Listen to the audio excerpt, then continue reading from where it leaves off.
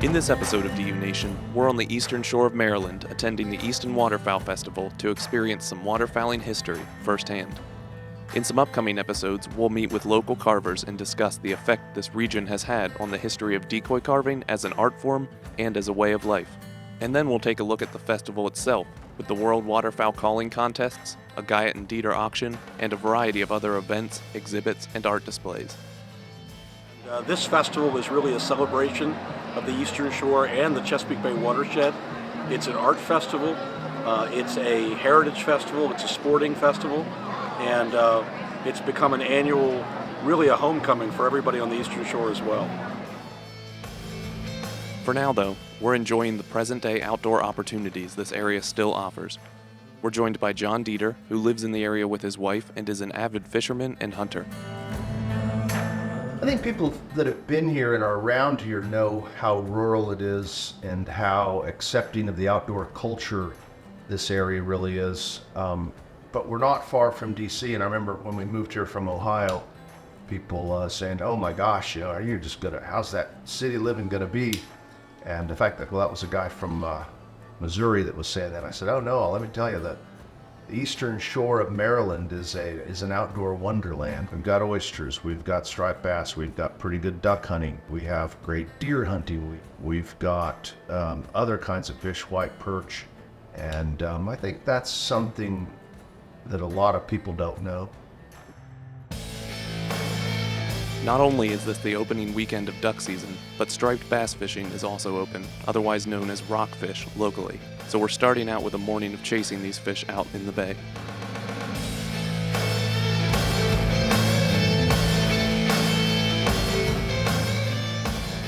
That is the unlimited birds out there. We're going to have more deeper water. A lot of times you get in the shallow water like this and the fish are smaller. This time of year, so you want a little deeper water. Even though we have birds, it looks good out here. Really, really good out here.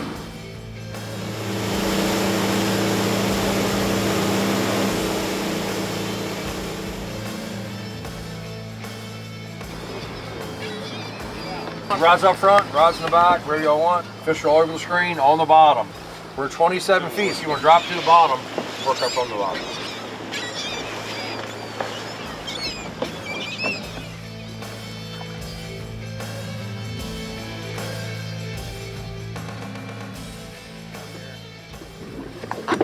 All right, so you don't have to throw it real far. That's not the most important part, just getting it out a little bit. Okay. You got to throw it real far. You can just drop it straight down if you wish. Give it a couple of minutes, 20 foot of water. You'll see a big giant loop in your line eventually like this. And you know you're on bottom. Okay. That's where you want to be. And once you get on bottom, you want to start working it from the bottom. Like that. Let it sink a little bit. Twitch it. Twitch it. After like 3 or 4 of these twitches, I'll drop it back down again. Yeah. So we don't keep on casting over and over and over again. That's better.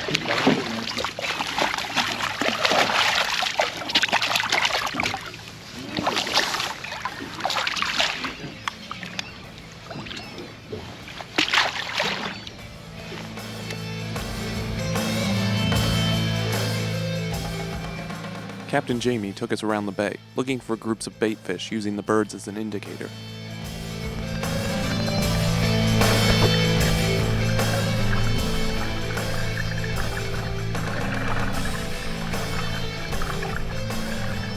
Ultimately, everybody on the boat caught their limits in just a few hours.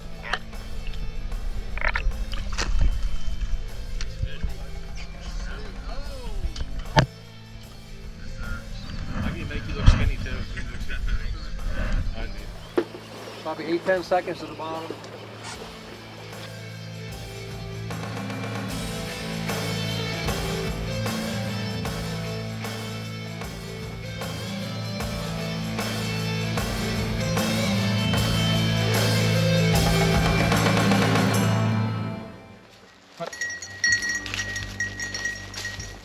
After our successful fishing in the morning, we decided to do an impromptu woodcock hunt in the afternoon that didn't go exactly as planned. Okay, ready? Oh, no, it wasn't.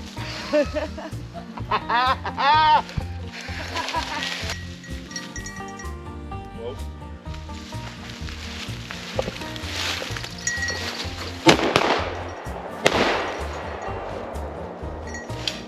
This I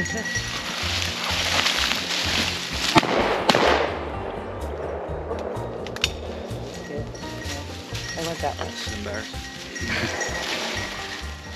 Oh well, you can't win them all. And the next morning we headed out to a spot right along the bay for some great duck hunting. This area is also home to a lot of Sika deer, and their trails weaved through the marsh behind where we hunted. Shooting a little piece of land that's surrounded by the Hunga River, and it's November 15th, and today we hope to see some teal, some mallards, maybe some odd ducks beyond that, and winds blowing probably 10 to 15 miles an hour, and clear skies. Looks like it's going to be a nice day. So if you'll pocket, You want to leave an opening, right? yeah, in front, the wind's blowing this way, so we should hopefully get the ducks working from left to right. I would say out in there. Gets to be about 2 feet, around, somewhere around that post, a couple up there, and maybe down there. Both John and Cooper still hunt over hand-carved wooden decoys, just like people have done in this area for hundreds of years.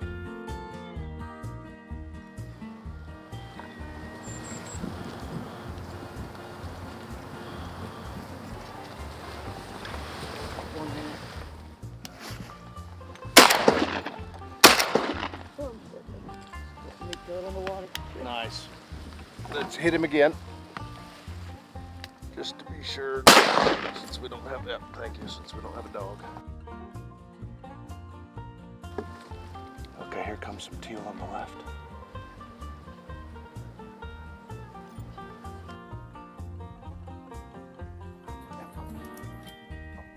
Look at this. Look at that. Oh my God. Yeah. Holy yeah. That was cool.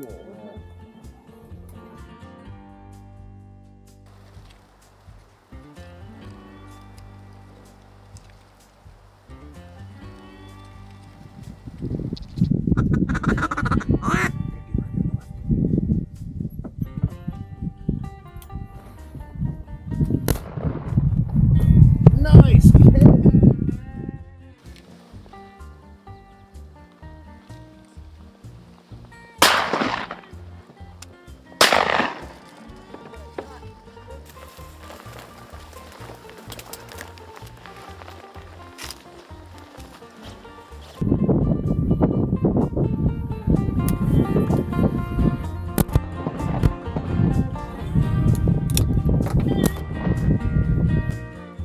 We ended up with a mixed bag of ducks, and in just a few short days, this area showed us that the legacy of Maryland's eastern shore and the Chesapeake Bay is still very much alive.